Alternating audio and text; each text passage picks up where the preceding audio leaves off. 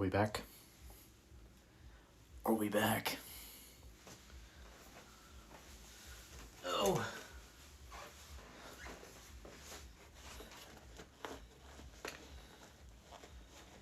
What up? Let's make sure everything's still working. Boop. We'll see. It's gonna be weird. Okay. Oh.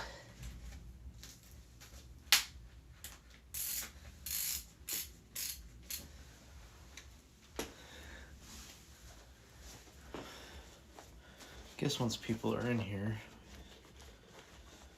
we can talk about what we're doing today. A little pivot. It's been what, 2 weeks? Yeah, it's been 2 weeks as we missed a week. Sorta.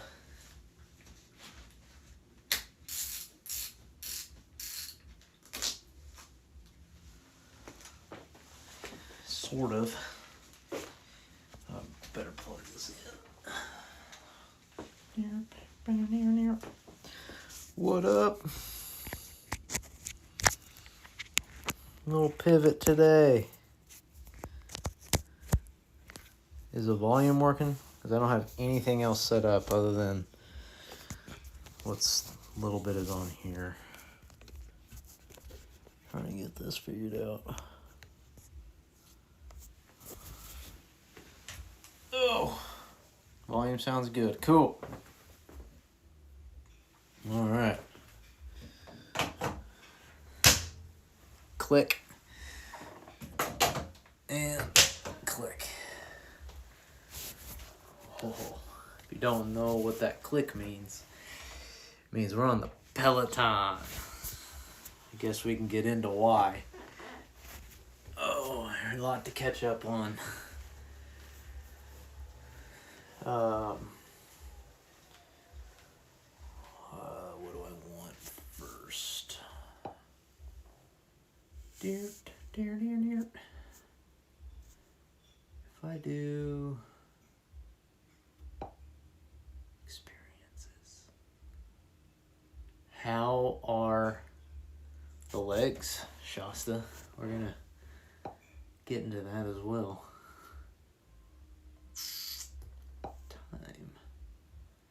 90-minute Iceland. I know we want to do 90. Do we want to do it in Iceland?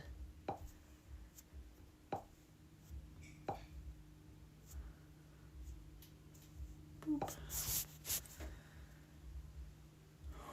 Wow, there's a lot of 90-minute rides now. Holy.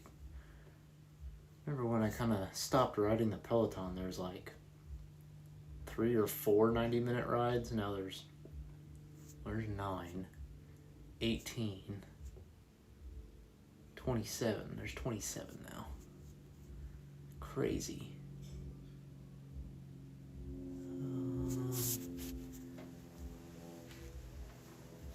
With Lacucci. Let's see, we got Chile, Florida, Croatia, Ireland,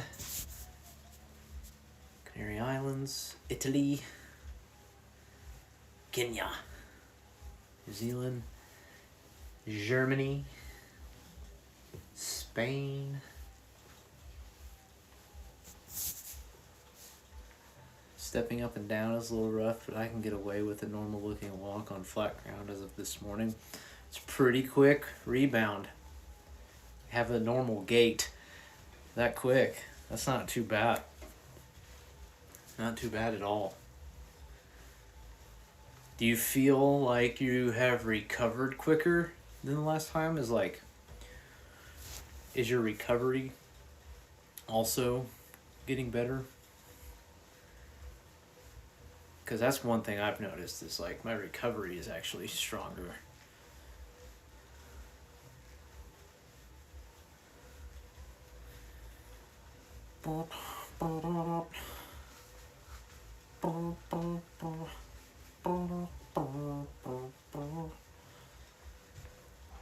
the Amalfi Coast.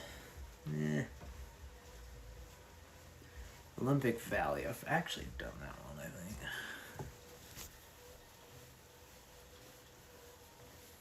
Let's go to Spain. Spain sounds cool.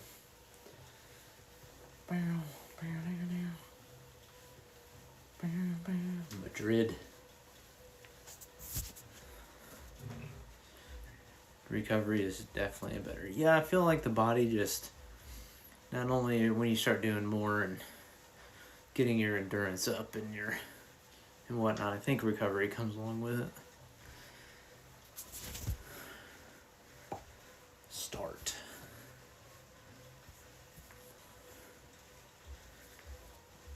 "90-minute Madrid." Here we go.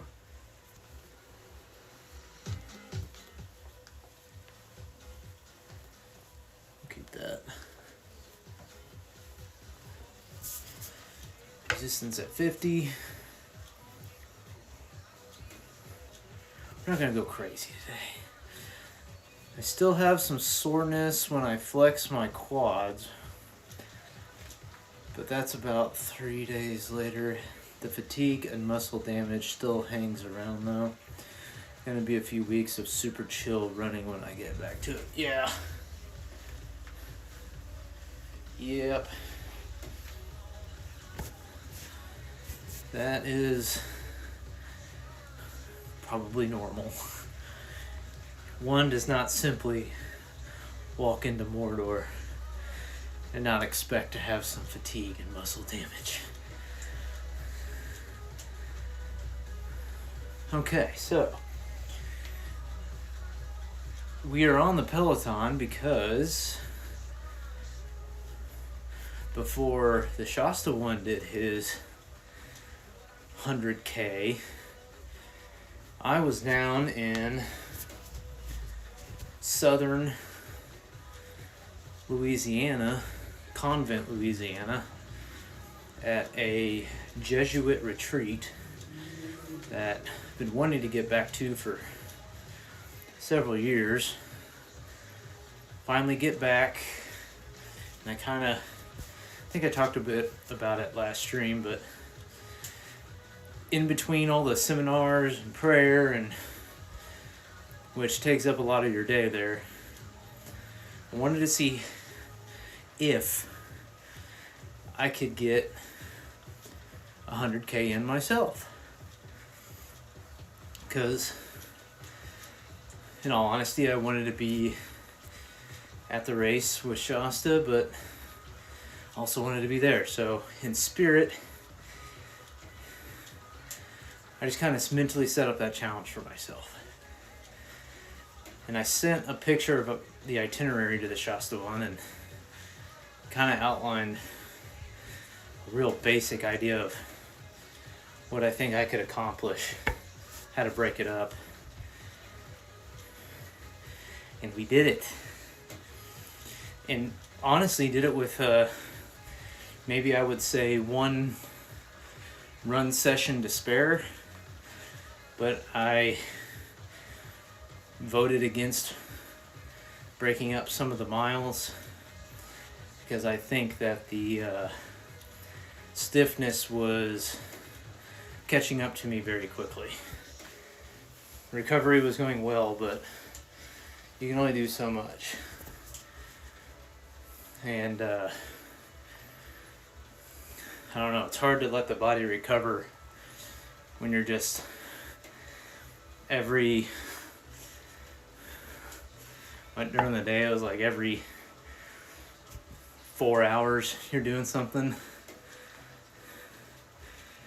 like that. And then overnight I was doing really good. I mean, I was so worn out that I was sleeping well, which helped. So I think, oh shit, might as well just go through it all.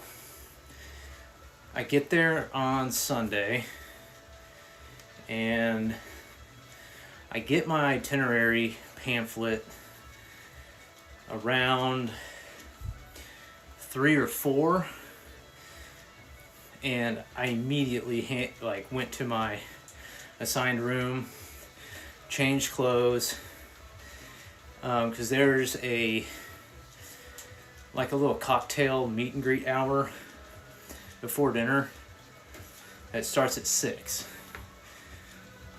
And at this retreat, one of the things you do is, you're in silence. You're not allowed to talk.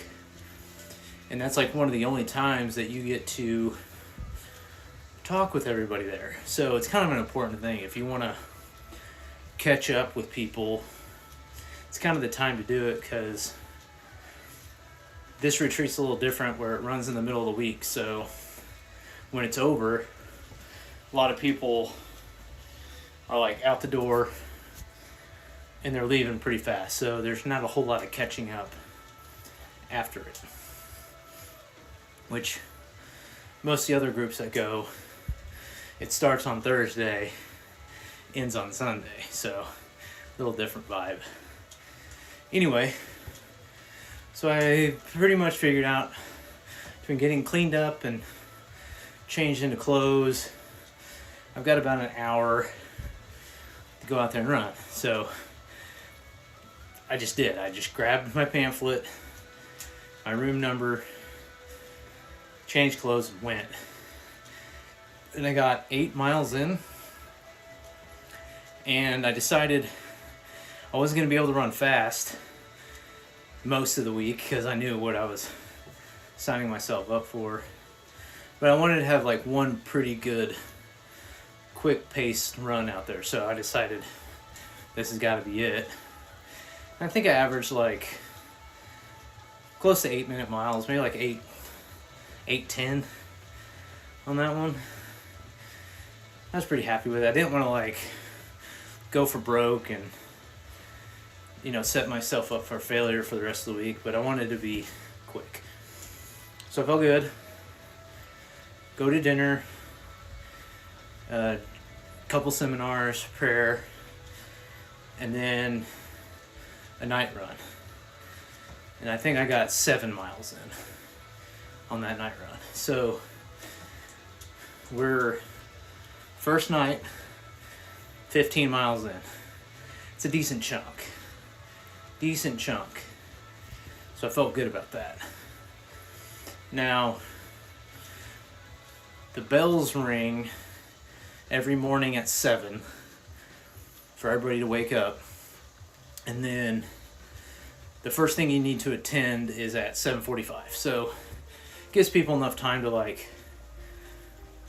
get showered, cleaned up, whatever. So I decided that's going to be my main spots to get some miles in. So my alarm was going off at 5, and the goal initially was to get between 8 and 11 miles in every morning, somewhere in there, pushing for 10. I really wanted to hit 10 every morning, like just start the day off with 10 miles. And I did. On that first Monday morning, we hit 10. And kind of took my time with it. Little quick of a turnaround on a run, but wasn't too bad. Felt pretty good. And then your next gap in the day is basically like a lunch afternoon period. So you gather for lunch, you eat, and essentially you have, by the time you're done eating, it's like 1:15, and you have till roughly 3:30 when I figured I'd have to be back. So essentially I was estimating you got 2 hours, which was more than I remembered. So that was welcomed. Like, I realized my afternoon runs could be sizable. Because in my head, for some reason, I thought like I might get an hour. But turned out I get double that. So I was happy at first. So I think on that run, that first one I did, that first afternoon one I did 8. So I think that put me, 18 for that day. So woke up, did 10, put me at 25 total. Then did 8 that afternoon. So now we're sitting at like, 33. I think somewhere in there. I've got it all written down, so I'm going to go back and look at it. So I was kind of feeling ahead of the game already. And it felt good. And then that night,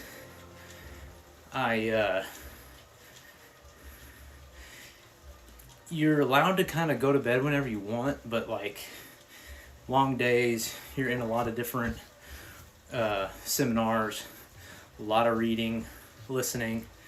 You're kind of mentally worn out, and I was also physically worn out, so I was giving myself about an hour to run at night, which, getting back from the last seminar ends at like 8:30 p.m. I would have all my run clothes, food, water all ready to go, get back to my room, change, and just go. I had plenty of time to prep all this stuff, so when it was time to run, we're going. And I think I got 7 more miles in that night. So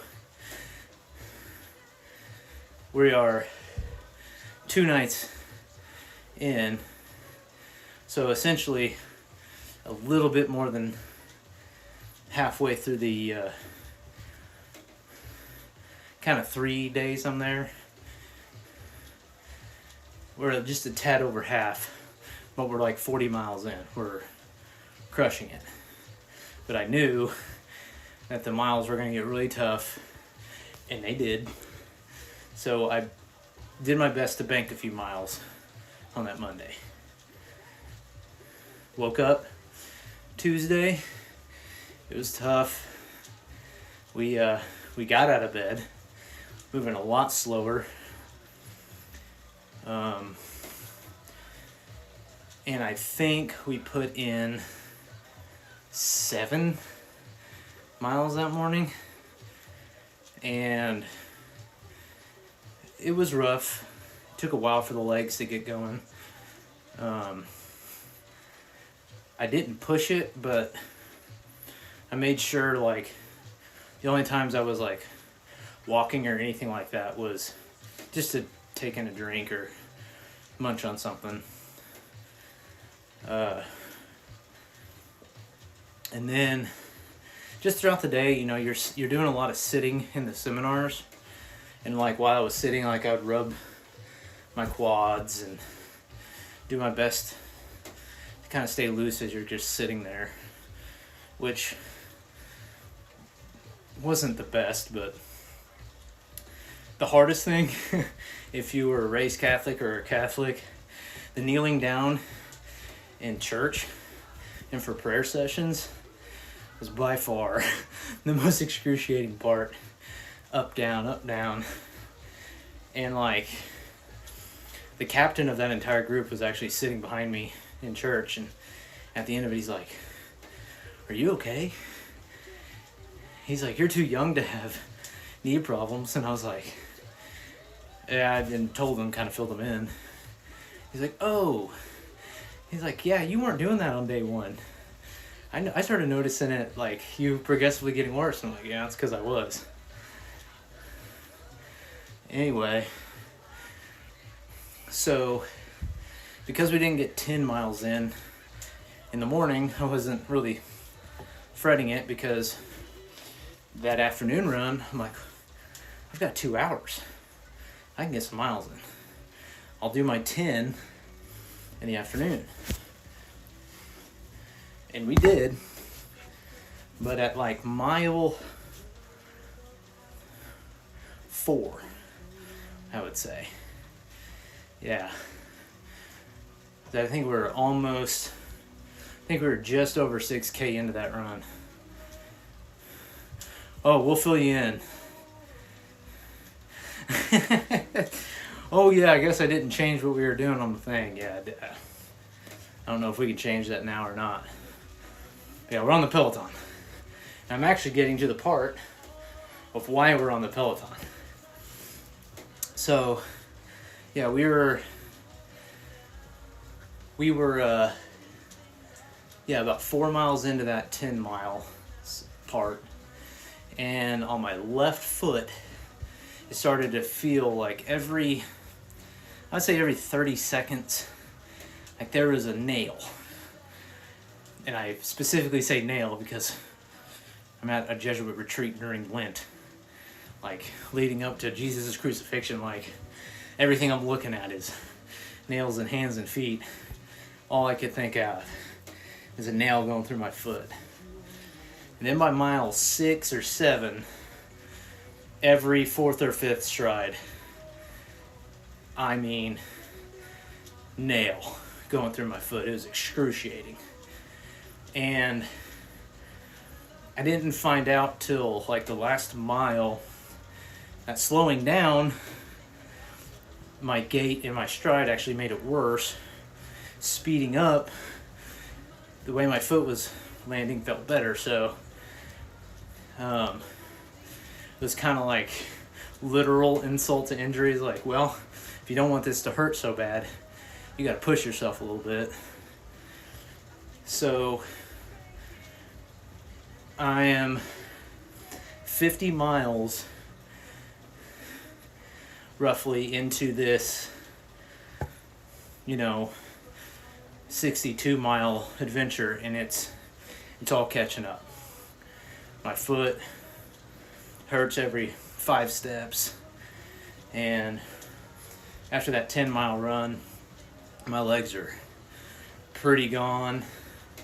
After took as long a shower as I could that afternoon, and walking to that next seminar and sitting there, it was rough. And then what was it? That night, yeah, I can't remember. I'll have to look it up. I might be getting some days mixed up, but I was pretty out of it. But yeah, I think it was that night. So actually I banked several miles to where I think my night run was, I think it was 7. I don't remember. Like I said, I'll have to look it all up.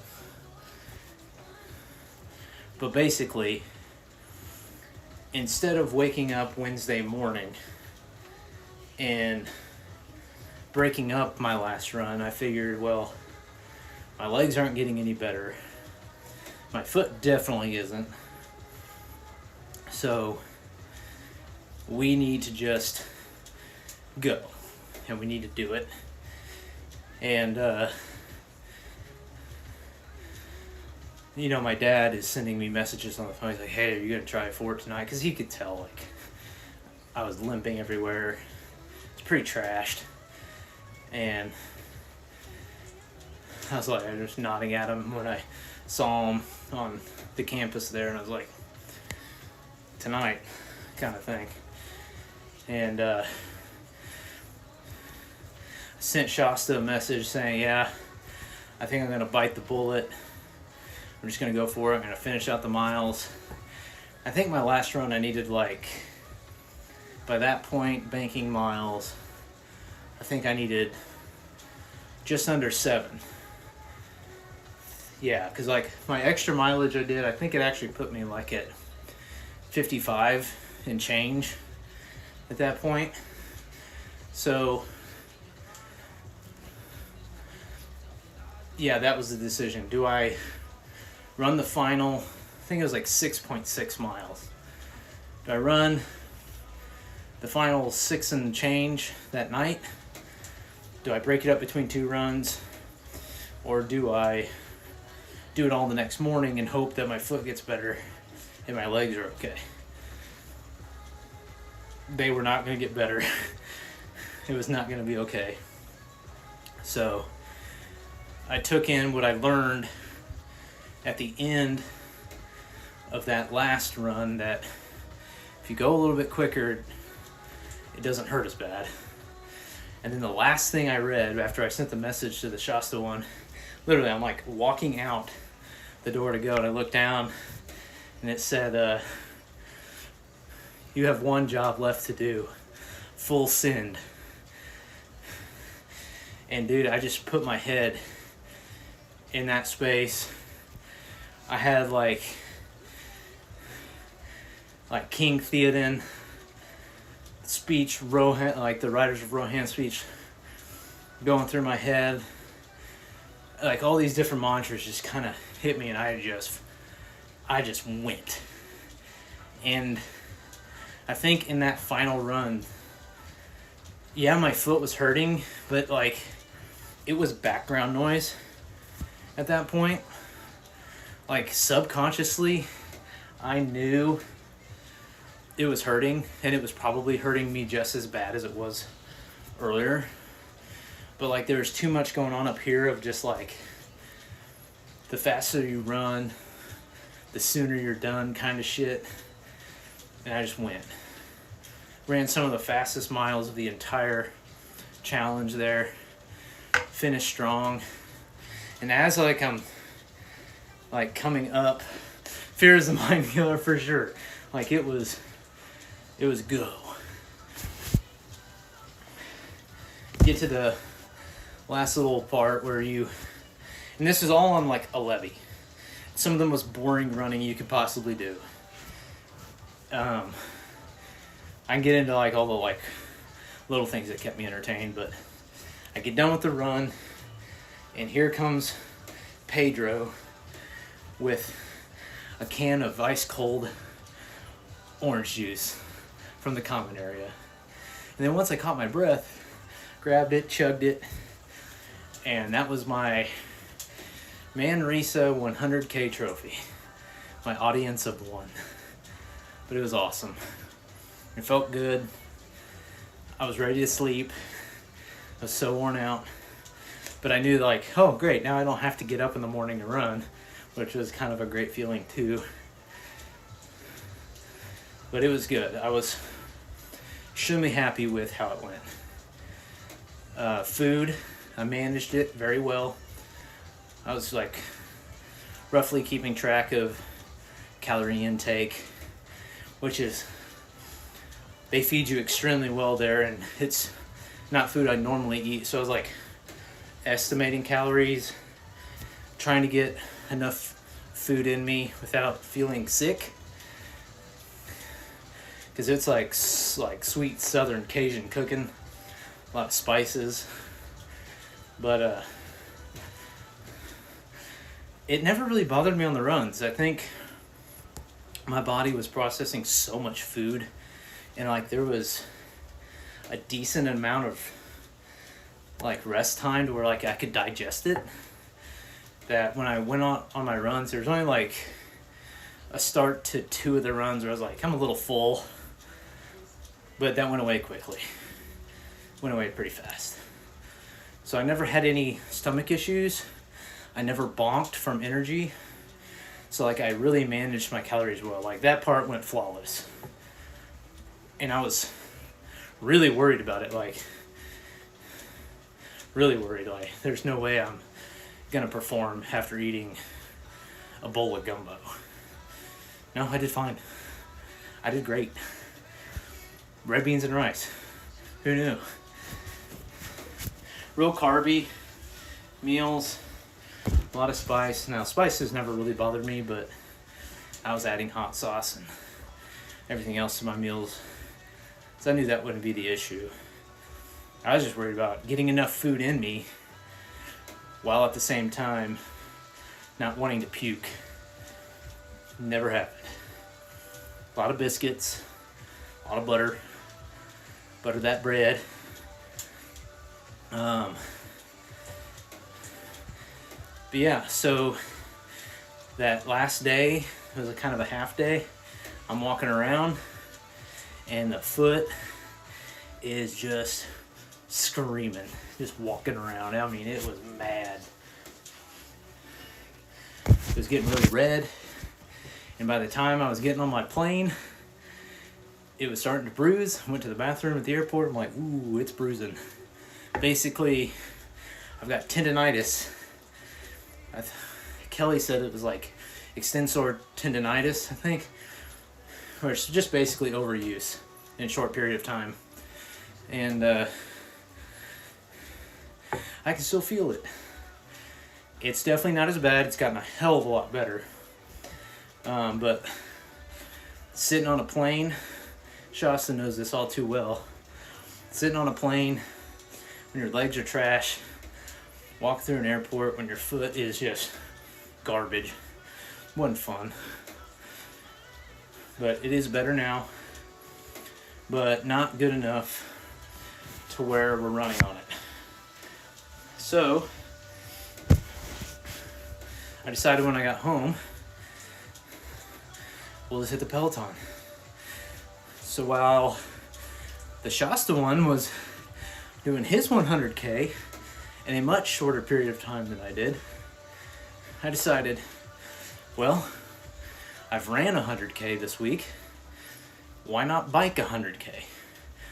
So over the weekend, and more of my commencement to the endeavor that the Shasta one did, I biked 100K. Why not? Which is so nice. Like, I understand now. It's like, oh, this is so much nicer and relaxing. I watched like Band of Brothers while I'm biking on the Peloton. It was great. I mean, I was pushing myself hard and my legs got sore, but they're different muscles. It's kind of good to cross train on it every once in a while. I make sure I push my heart up a little bit because it's harder to get your heart rate up on it, but strength wise, it really does help my legs. I've always noticed like the inner quads, just, I mean, it really works those. Pelotons are great. It is a great machine. Yeah, I love them. I used to ride like a bunch, like 3 or 4 times a week. When my knee was all messed up, like the Peloton saved me. Like when I got back into running after my injury, like I had a really good solid baseline of cardio. So it became more about just getting my legs up to par, which is usually the opposite when I start a big training block. It's usually my legs are fine, but my lungs, cardio, and heart, they're not there yet. It was the opposite because of the Peloton, which I prefer. Now, I won't really spoil it too much because I'm sure there's going to be an awesome video, some cool breakdowns, but the Shasta one did complete his race. So it was a successful week for 100K challenges. It was super awesome effort. And just based on the few photos, there's going to be some awesome footage coming out of that. It's going to be cool. It's going to be good. Now, I don't know when I'm going to get back to running. The foot is feeling like really good though. I mean, like today, I was really paying attention to it. And I think we're like almost a week out from my last run. And I would say we're 75% there. So maybe the next stream. And I did play around with the gaming angles and sound. And I think I've got that figured out. So once we do get back on the treadmill, I think it's pretty safe to say that it will be the gaming stream.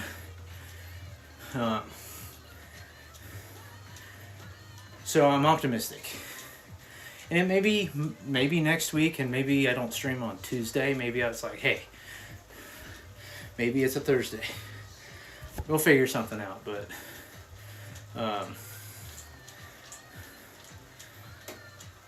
it's better. And I knew, like, as I was running on it, I knew it wasn't going to be like a long-lasting injury. After all these years of training and in sports, you kind of just learn what your body's doing. And I can tell, like, if it's an injury that's going to cripple me, it's like, all right, it's time to stop. Versus some things you can run through and it's worth it. That was one of them. I'm like, I can have a bum foot for a couple weeks and be mentally okay with it if I finish this challenge. There's trade-offs. That trade-off was worth it.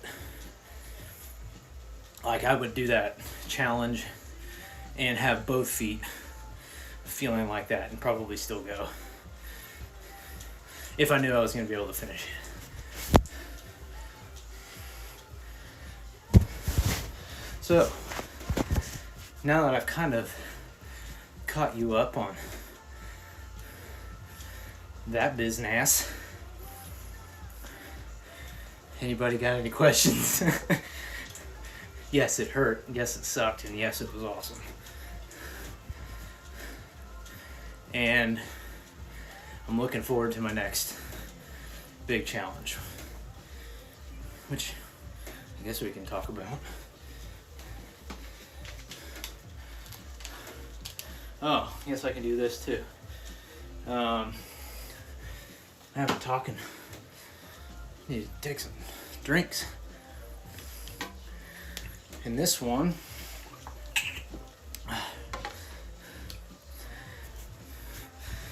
red beans and hot sauce. How did you not get the runaround? Dude, I'm telling you, on this, I had like an iron gut. There was like no issues. No issues at all. Yeah, that one dinner was, yeah, it was a dinner. It was red beans and rice. And it was like a big, I didn't eat like a bunch because I did have like my Kodiak protein there, all my normal running stuff. I brought all that with me, all my gear, because I kind of treated it like if I was ever going to race on a long trek, kind of like the Shasta one just did, where, you know, you're traveling across country to a race, you got to bring everything. So I kind of treated it with like that, as like a traveling exercise.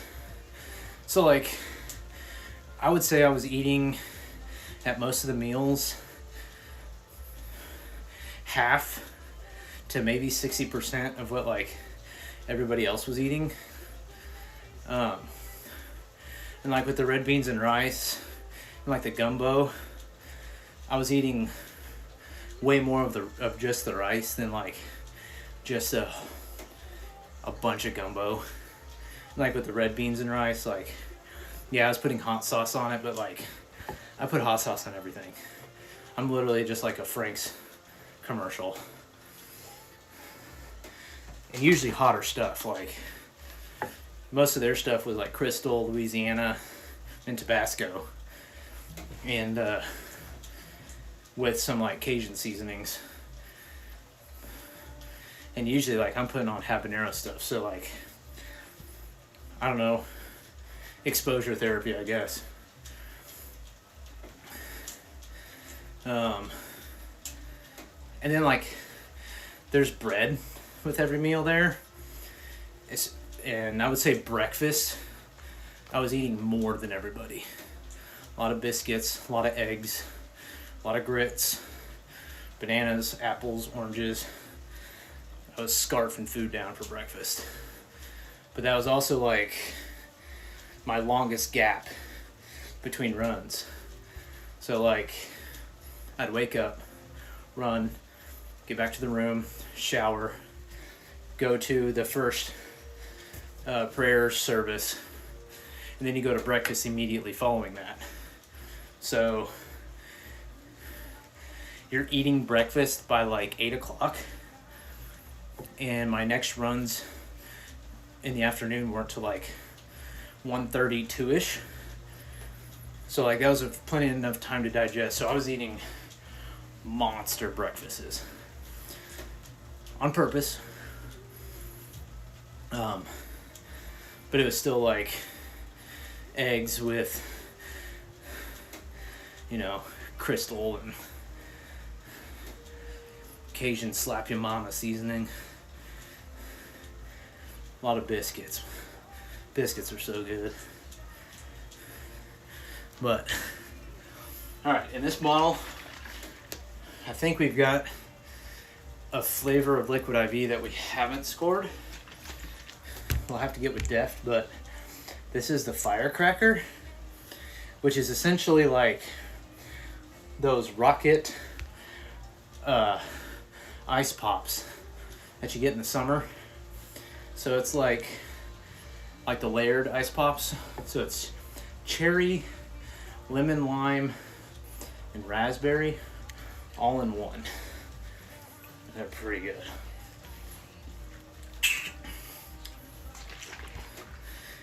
Yeah, tastes like summer.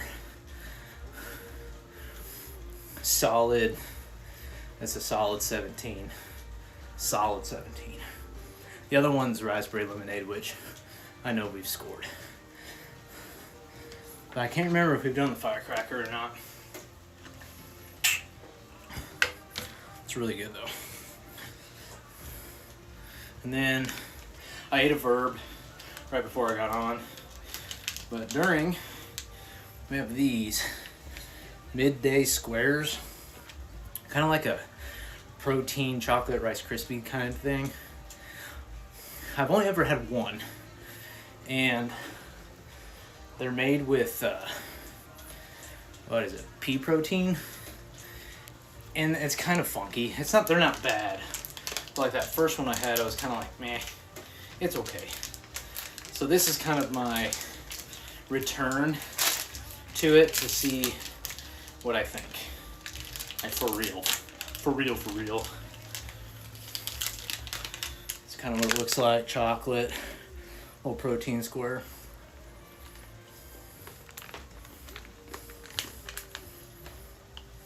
The chocolate's great.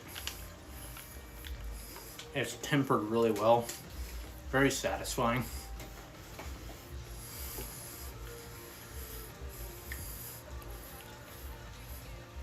Texturally, I love it. But like that pea protein, sometimes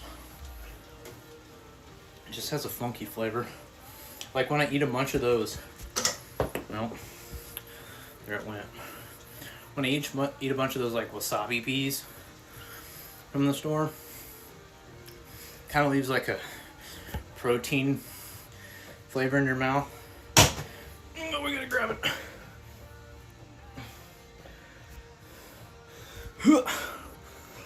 It's like that. It's not bad, it's just not my favorite. Yeah.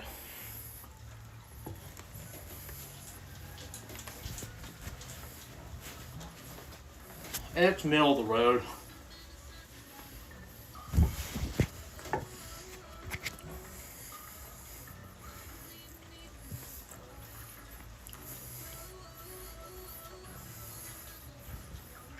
I'd say 11, but because the chocolate is so nice and so well tempered and the texture is awesome, I'll give it a 12.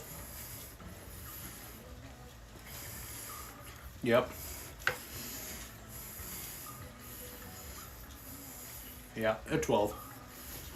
It's okay. I would eat a bunch of that chocolate by itself though. Man, chocolate's good. Definitely saves it. But yeah, midday squares, 170 cal, 13 grams of fat, 60 sodium, which is decent for this, 11 carbs, 4 of which are fiber, 4 grams of sugars, okay amount of potassium, decent amount of iron. That's about it. It's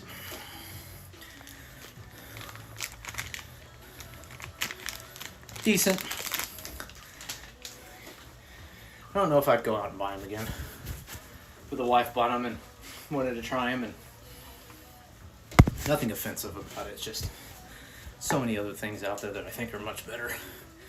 Like, if the IQ bars had that chocolate coating on the top, oh, it'd be unstoppable. Alright, where are we at? About halfway through.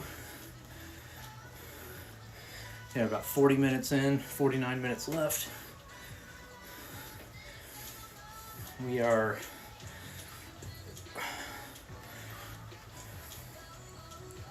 almost 13 miles in. Average cadence 70. Average watts 145. I'm keeping the resistance at 50. We're not getting fancy today. 500 calories. 356 kilojoules of output. I do like all the metrics that you get with the Peloton. I probably have to update my stuff because, like, you can Bluetooth your watch to it, but when I do, because my wrist sits on the bars like that, it doesn't read my heart rate, so it gets the thing all out of whack. So I just put in my numbers, and I think it thinks I'm working a lot harder than I am, because with all the running, like, my cardio is great and my legs are pretty strong, so like it's saying I'm burning like all these calories. I don't think I'm working that hard. So I think that's a little off. What I need to fix my Peloton, pretty much a new tablet. Yeah, it's kind of like a major proponent or a component of the Peloton is the screen, because I mean, like I said, it makes the time kind of fly when it's like, okay, I got a long ride I want to do, let's put on a movie. I think it was 2021. It was after my knee injury. I decided I was gonna do 100K on the bike, and this was just in one day, not like I did this weekend, but like see how fast I can do 100K. I think it was like 4 hours and change, something like that. Pretty quick for me. And then I think I started like Sam Snyder's cut of the Justice League, and the goal was to get it done before the movie. Completed that. It was a long ass movie, and I don't remember much of it because I was pushing so hard on that biking ride and breathing hard. I didn't pay too much attention to the movie, but I think mentally it helped me like forget that I was working so hard through some of it. It's like a cheat code. Before you know it, it's like, oh, I've been pedaling for, well, here, I've been pedaling for 45. I wonder if like there's an electronic store, because I mean, essentially it's just a monitor, and if I remember right, you just unplug it I think there's just a few bolts. Maybe you can scrounge another monitor from another trashed Peloton, or as long as the power supply cable is the same, like, I don't know. I have to like look at the back. I'm sure somebody's kind of worked on them on YouTube and stuff, and they probably sell replacement parts for it that aren't exactly like OEM but are just as good, because I'm sure Peloton wants you to buy their brand, but essentially it's just a monitor. I think, I don't know if it's, well, then again, no, I think it is a all-in-one. Basically it is just a tablet, because there's nowhere else on the bike that would have memory storage. Yeah, I wonder if there's another tablet out there that would work. I don't know.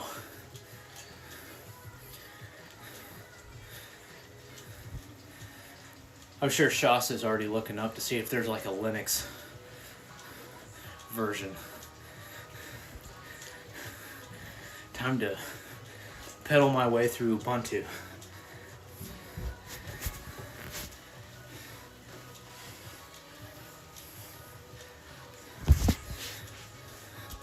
If I was a real gamer, I would figure out how to play Balatro on here.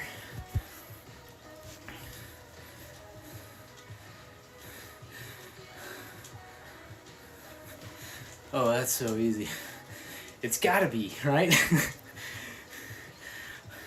But I know if like I'm playing Balatro on this giant tablet in front of me, I would definitely bike longer. But at the same time, like, I would probably mess up and get really mad because I moved the cards in the wrong spot. Oh yeah, there you go. Buy an iPad, lay it on the screen. Problem solved.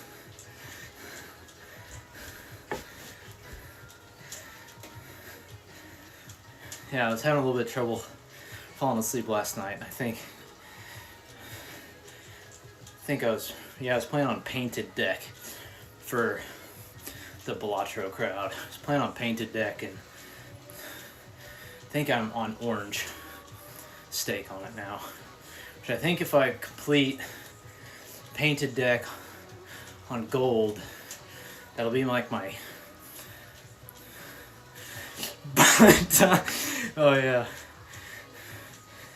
And the touchscreen just doesn't work. Yeah, that might be replace the whole thing.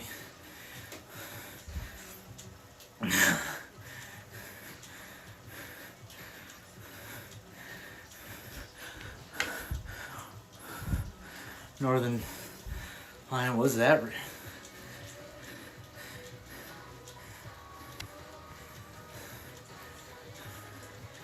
But Painted Deck, if I finish it on Gold Stake, then I think that'll be my 7th Gold Stake deck. So I'm making progress. Once I'm saving the black deck for my last one, because I've heard it's like one of the hardest to do Gold Stake on. It's like that one's like supposed to be the hardest. And then Plasma Gold Stake was supposed to be really hard, and it was. But I did Plasma like early on. And like Plasma's easy until you get to like Orange. Then it just becomes so difficult. A lot of luck. That's what it is, really. Like, you can have all the strategy in the world, but like, there's just like, you need extra luck to get past Orange and Gold Stink and Plasma. There's like very few jokers that are solid enough to get you there. So those last couple stakes, you really are just trying to hoard cash so you can do a bunch of re-rolling. Like if you get your money situated on plasma, that's the key. But on black deck, I don't know. I think the easiest one, gold stake wise, was like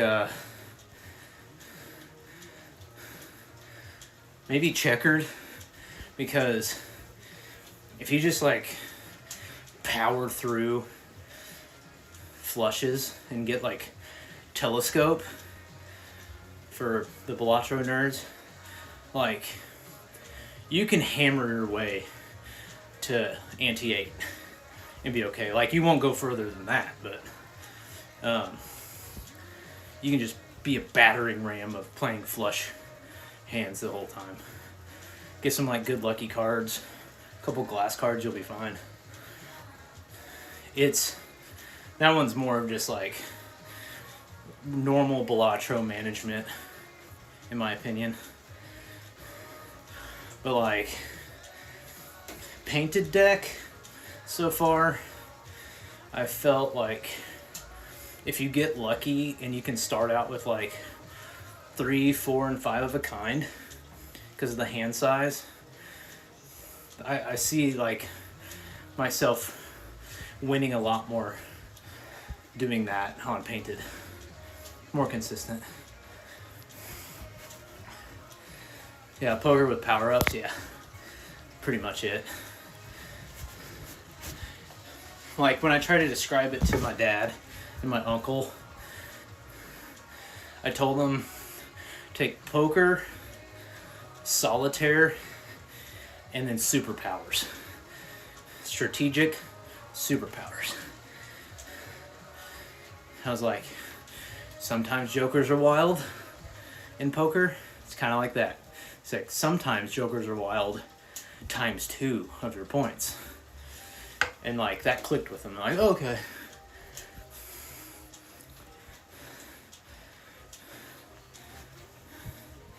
You can have the fastest character / cart in Mario Kart and still get blue shield. Yeah, that's very valid.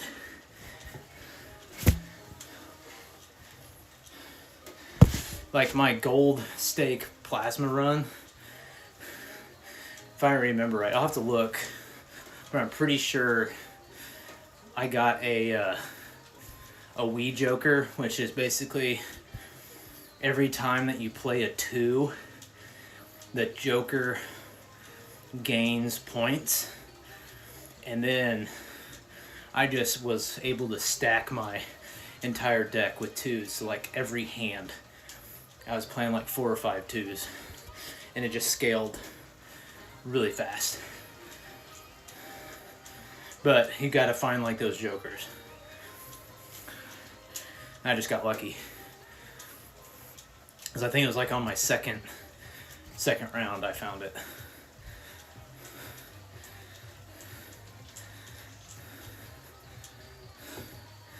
All right, little update here. Still averaging 70 cadence, 16.6 miles, 147 average output, so that's gone up a little bit. Resistance, keeping it at 50. Output 467, calories 655. 37 minutes left.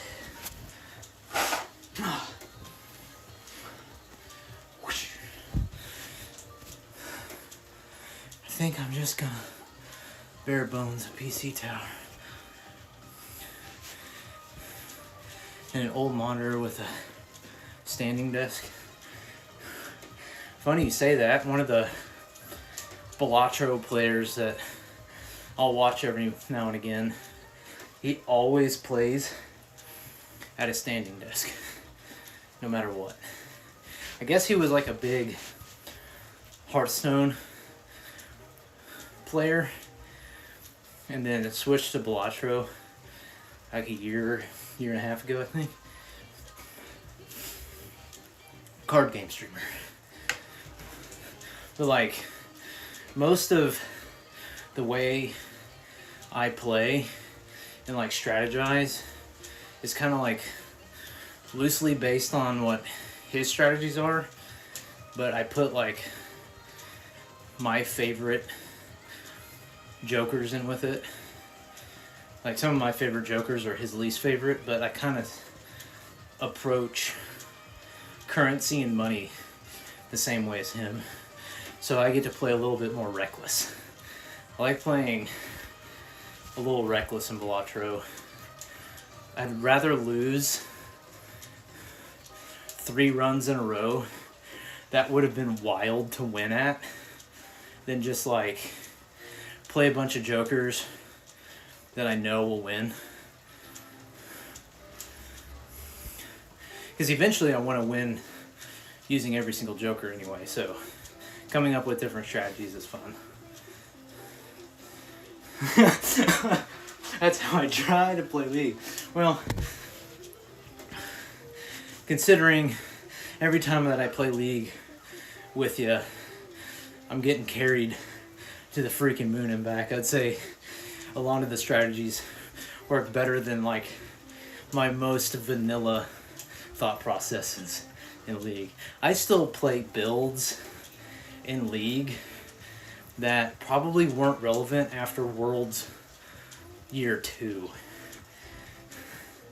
And like some of the items that I buy thinking that they still act like Season 4.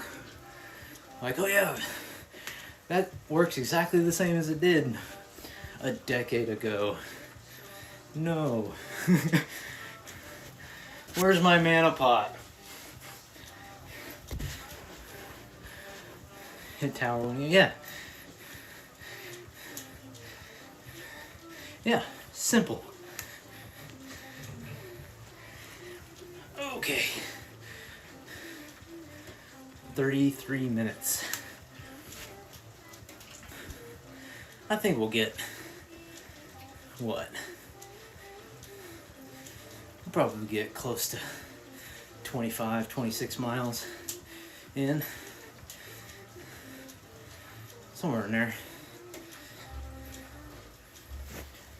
Not pushing super hard, but we're not being lazy either. Gotta keep the workload up.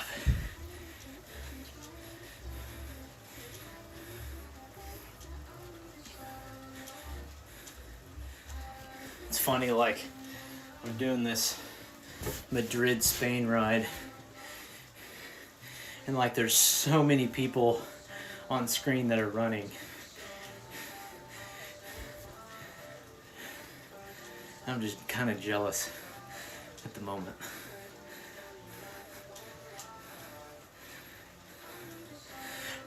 You wouldn't have convinced me of saying that out loud last Wednesday.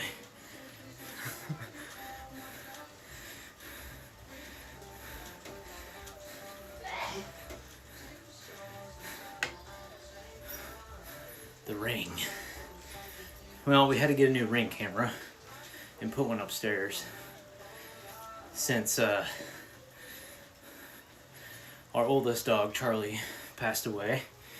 Our youngest dog has been having a very difficult time during the day alone. So he was starting to tear things up, trying to get upstairs. So we just kind of opened up the whole house for him to roam, and he's been doing a lot better. Hello. But we had to buy a new camera to make sure he wasn't tearing stuff up upstairs. So far, so good. Yeah, it's been 2 days. Oh. Hello, little dude. I'm getting my ass in the bathtub and he's still awake. Okay. We're on kid duty right now. Hi. You got your bunny? Oh, we got our bunny. Oh. I've got 30 minutes left. Right, buddy? He had a long morning. he had his EKG checkup for his heart this morning. Huh? Echocardiogram Echocardiogram and and an EKG. EKG. Sorry. A lot. And he was not happy about it. A little bit of trauma.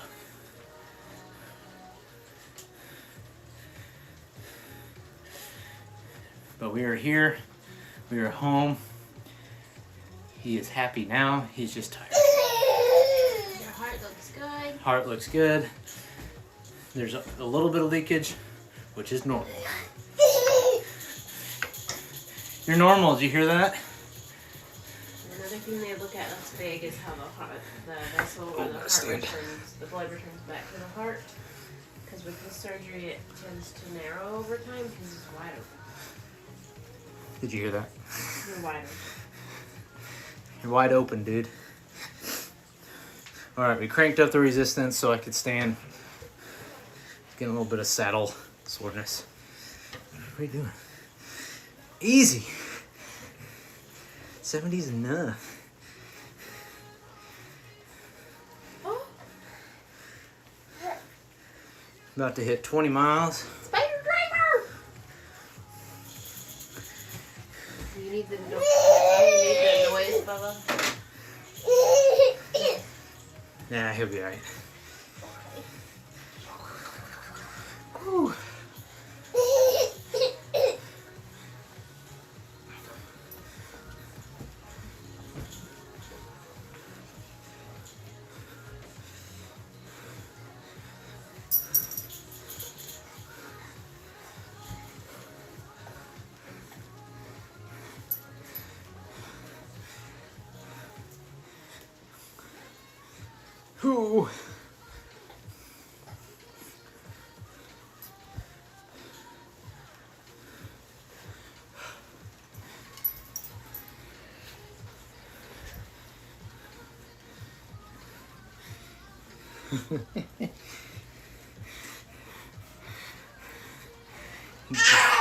Yeah, no, she's goofing.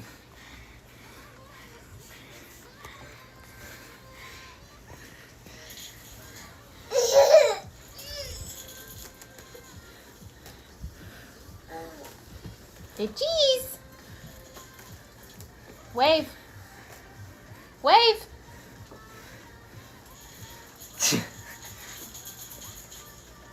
Good job. Blow a kiss to everybody. Blow a kiss!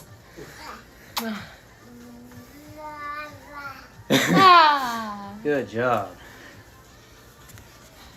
Okay.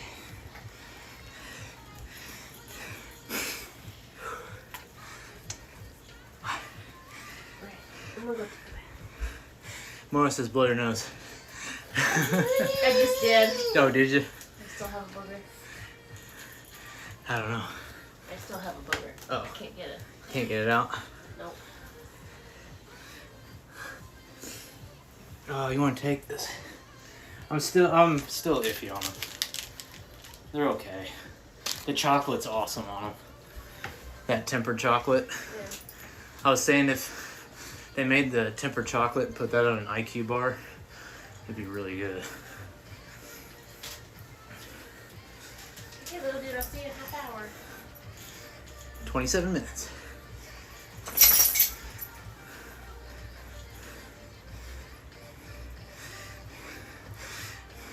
No, it doesn't matter if you're joking or not. She said she's had a booger in her nose she's been trying to get out. Nice hot steamy bath will loosen that up.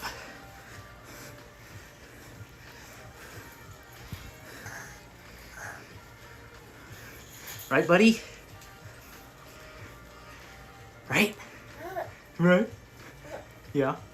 Yeah? Yeah? Yeah, I agree. Yeah? You watching Minuscule? It's one of his new favorite shows. Minuscule. It's kind of cool. They like put CGI bugs, and it's just like little short stories. Like there's movies too. I think it's like a French cartoon. But he loves them. Like, yeah, that's the main character. He's a spider.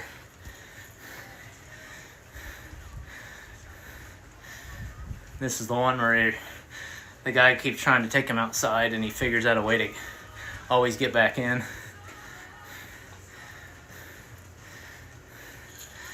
Whoop. Bink. He's like, what the hell, man? What the hell, man?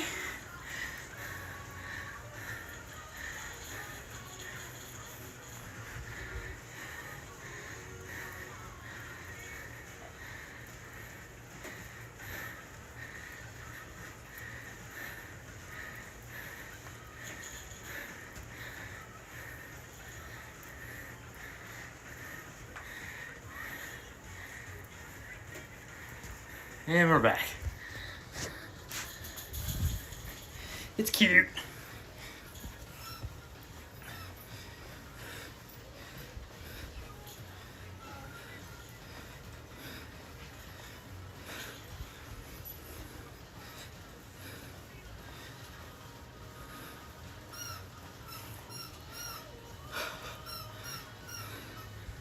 Okay. 24 minutes left.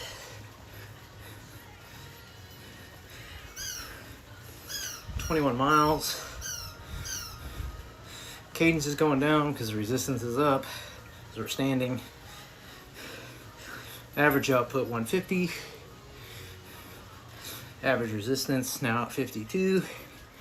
Total output 593. Calories 831.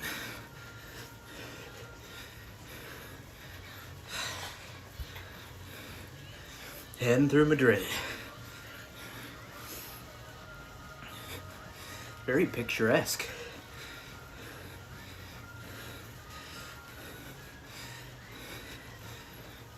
Coming up on a weird looking building. Oh, never mind. It cut to a different part. But it looked like a silver hockey puck. Pretty wild. I'm sure if you Googled Silver Circle Building Madrid, probably pop up.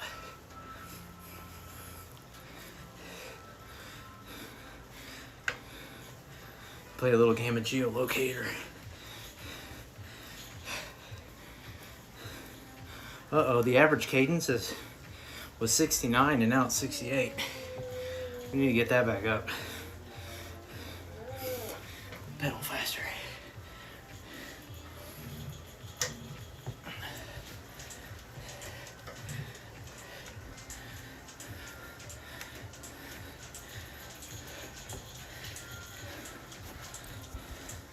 That's our goal. Average cadence. 69, come on.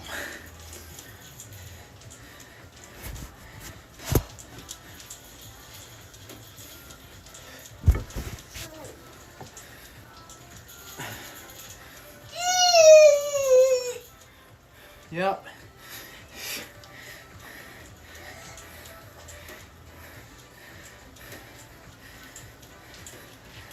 Come on.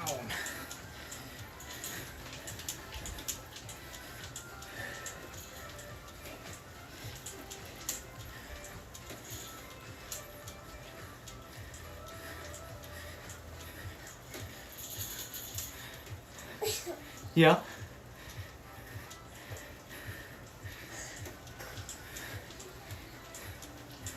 We gotta pedal fast, buddy. It's not rising.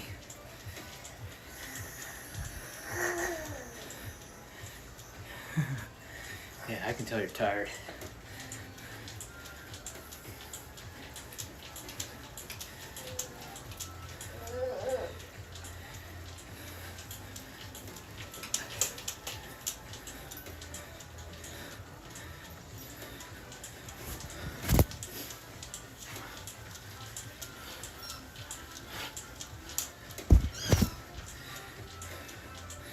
All right, 21 minutes left, 22 miles in.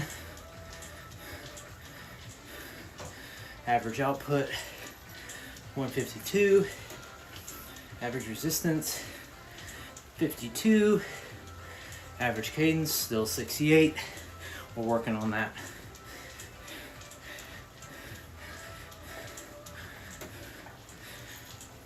We're pedaling fast.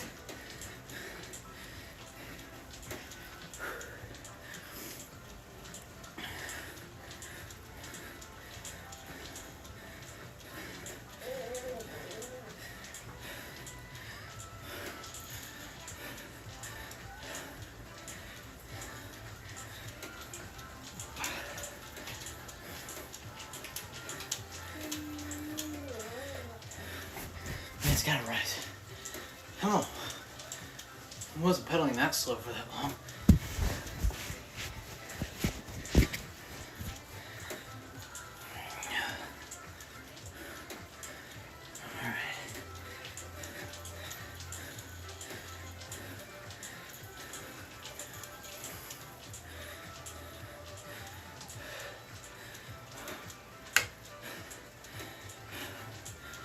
Whew. Come on, come on. Pedaling like 23 mile an hour to raise the cadence average without going below 50% resistance. For those who don't understand how a Peloton works, it's basically magnets. And the closer the magnets get, the more resistance there is. We're at 50. It's exactly how it sounds. It's not easy. It's not hard. Hey, 69 average. Hey, nice.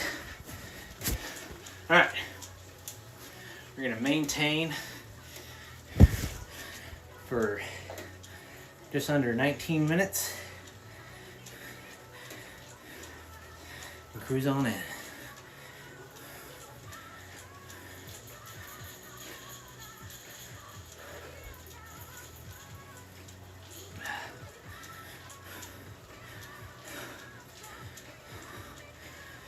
Nineteen more minutes, or 18 more minutes in Madrid.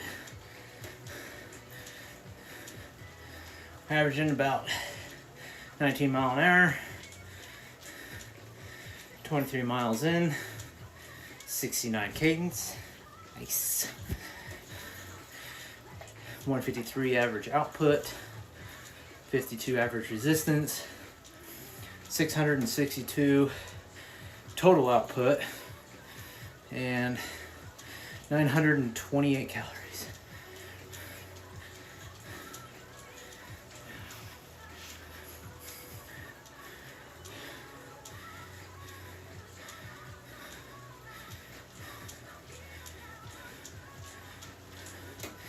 And on my biking on the Peloton, I've pretty much determined that it's pretty equal effort if I push myself. On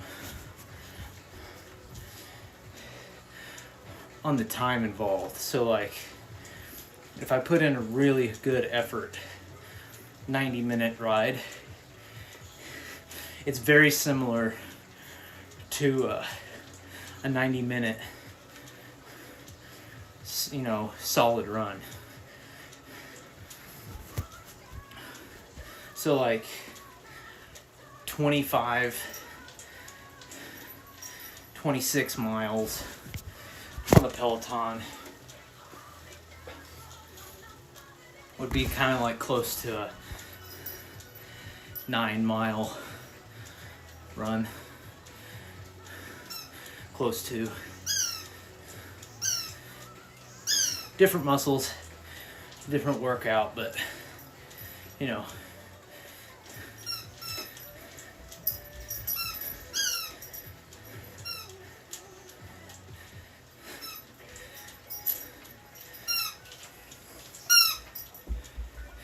got your squeaker.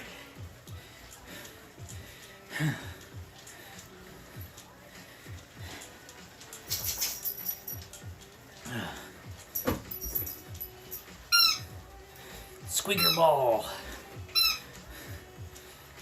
But yeah, Cooper has been doing better these last couple days.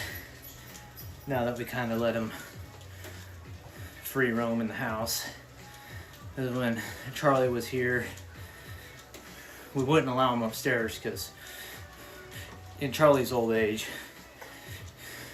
sometimes he'd come upstairs, go to the bathroom, and we'd have to shampoo the carpet and all that. Well, if you had that downstairs, it's all easy to clean up on the kitchen floor, so it wasn't a big deal.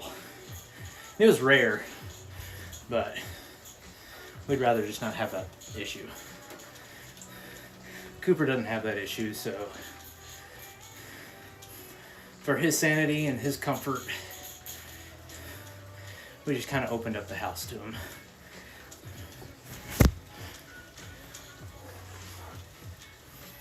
And it seems to be working. But he's grieving, like we all are. He tore up one of the gates just so he can get to one of his favorite sleeping spots. Like, he was not in a good place. So we replaced that gate. We're leaving it open for the time being, and he's doing a lot better. One of our neighbors is also coming over during the day. She works from home. She loves dogs. She's got 2 of her own. And she's been coming over here and letting him out, throwing the ball with him. And then he's getting at least 1 walk a day, almost 2 now. So that helps.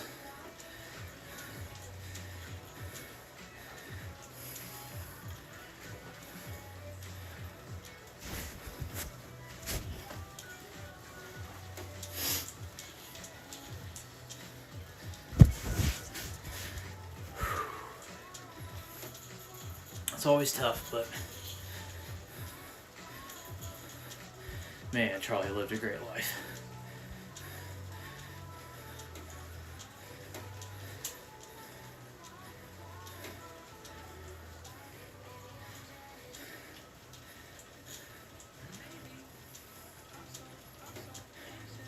What else has been going on? Oh, F1, Bahrain, that was a race. McLaren just looking strong this year. Like, Ferrari has speed, Red Bull's got speed, but right now, it seems that McLaren at the start of the season has just got a little bit more figured out overall as a team. Right now, I think you could put Max in a cardboard box and he'd still perform well. The Red Bull still got some speed, and I think once Max gets to some other tracks, it's going to be hard to keep up still. But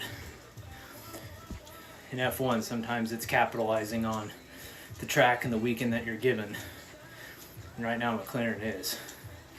So they're trying to be champs again. I think Ferrari's going to be sporadic. I know this is all, the eyeball test. Not very scientific, but I think Ferrari's going to have some wins. I think LC will have a win. I think Hamilton, given some luck, might have a win too. But I think if I was going to have to pick who was going to win the championship, it's going to be between McLaren, Lando, Piastri, and Max. I think those are going to be the 3 contenders. In IndyCar, it was Long Beach, which in IndyCar, Long Beach is probably the second biggest race. This is the 50th anniversary of Long Beach. Awesome. Maybe one day I'll make it out there. That's a haul. But my boy Willie, man, if he can figure out qualifying, it's so weird to see him not qualify well, because he's literally the king. He's got the most poles in IndyCar history, 70 something. And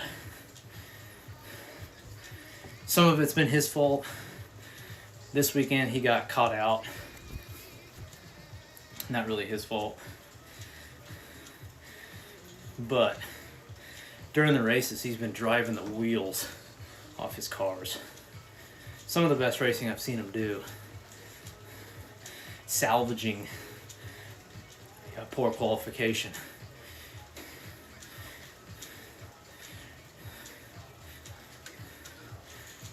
Been really racing well. And Kyle Kirkwood. Andretti's got Long Beach figured out. Herta's been looking good there for several years. Kirkwood, like, you've got to have a special driver and a special car to stay ahead of Pelot like Kyle Kirkwood did.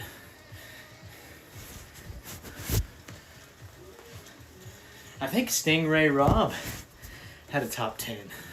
I think. I'll have to go back. I was catching up on all my racing late last night, because I haven't had the time to sit down and really enjoy the big race weekend. So I watched recaps, replays, and races last night. I was pretty tired, but I think towards the end, I think Stingray Robb came away with some hefty points. It's like the best name in motorsports right now. Stingray Robb.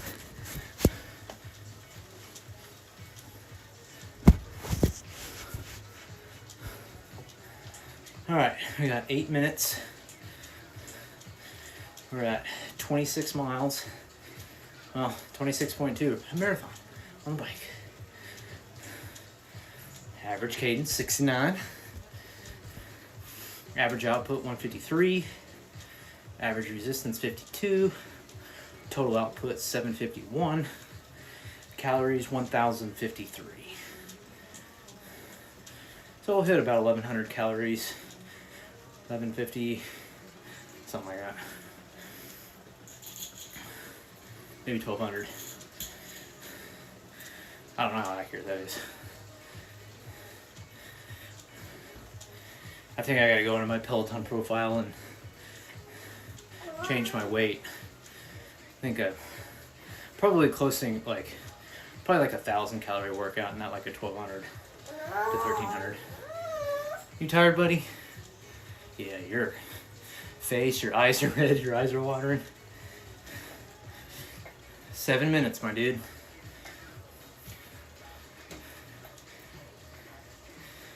Yeah, you're exhausted. You've had a day.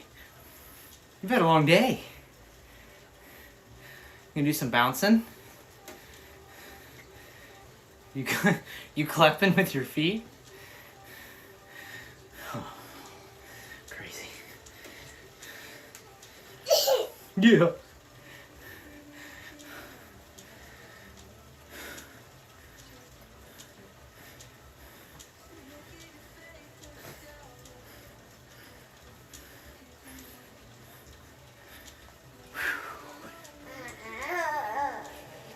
Yeah.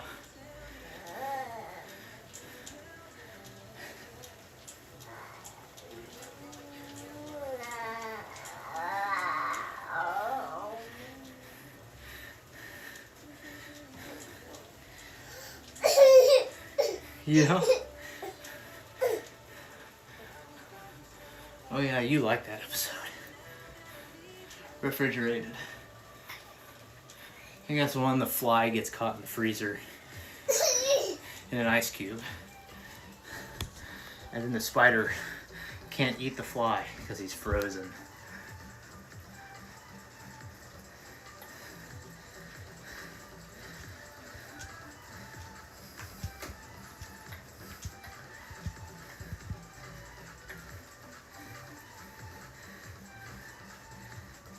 Uh-oh.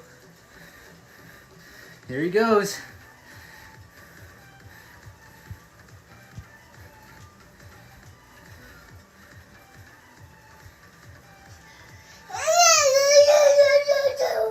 Yep, he's caught.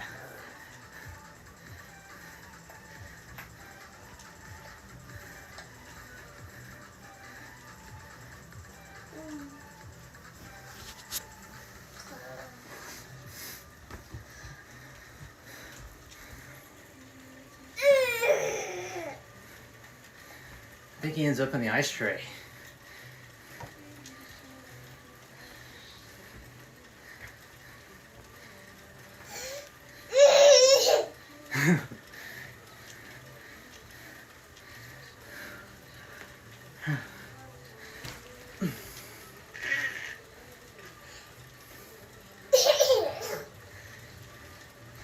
He's going into the freezer. There he is. Yeah. He's frozen.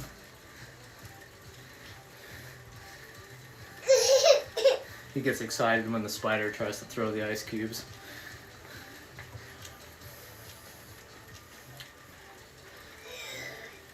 Here he goes. Yeah. Boom.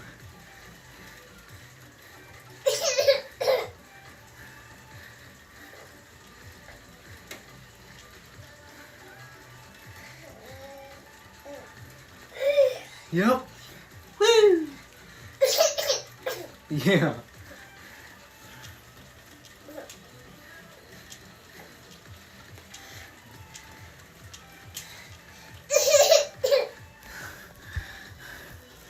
Loves it. It is a cute little show. Like, I don't mind watching it. Yeah, I know. Minuscule. Yeah. It's like one of the few things the French did that I like. That was for Deft.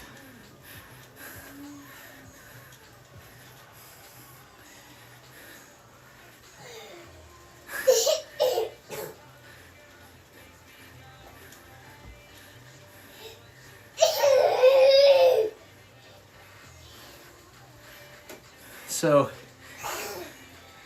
closing stream.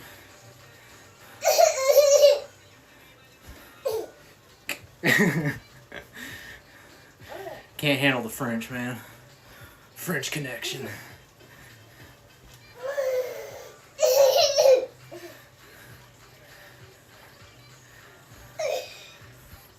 So, when you're doing these rides, you can look at the leaderboards for Peloton. Like, some of the names are just hilarious. So, like, I'm on the all-time, so there's almost 34,000 all-time, and, like, shows you kind of where you're at. So it'll, like, cycle through all the names as you're climbing the board. Havana Banana. It's like a Cuban dude. Just 4 miles to go. Peloton sucks. Pelly Fresh. Pedal Monster. Moose Moss. TNT Dad Bod. Okay. Alright, 90 seconds. We're at 28.3 miles.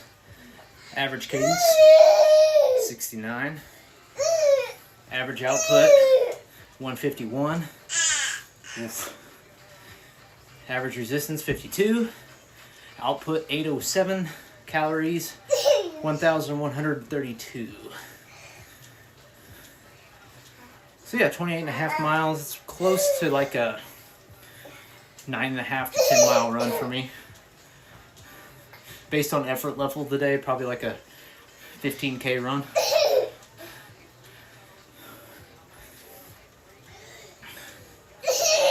Just different muscles. This is semester's account. Yeah. Yeah. Man, I'm so far behind on time suck. I'm like 8 or 9 behind.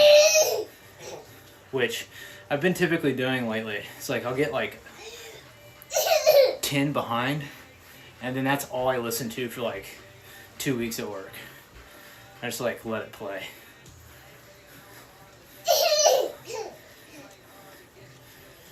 Three, 2, 1. Over. Workout details. Yeah, buddy. Workout details. Woo. We didn't like hardly drink at all. That was a mistake.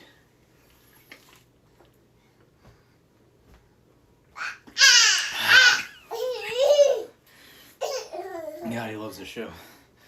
Okay.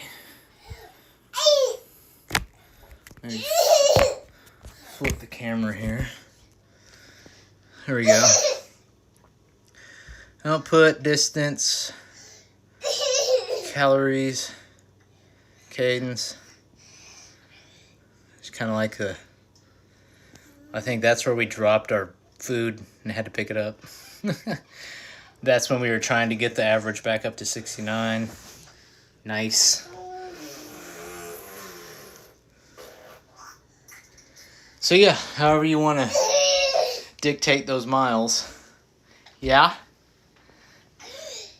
Maybe we have to have a separate Peloton category. Oh.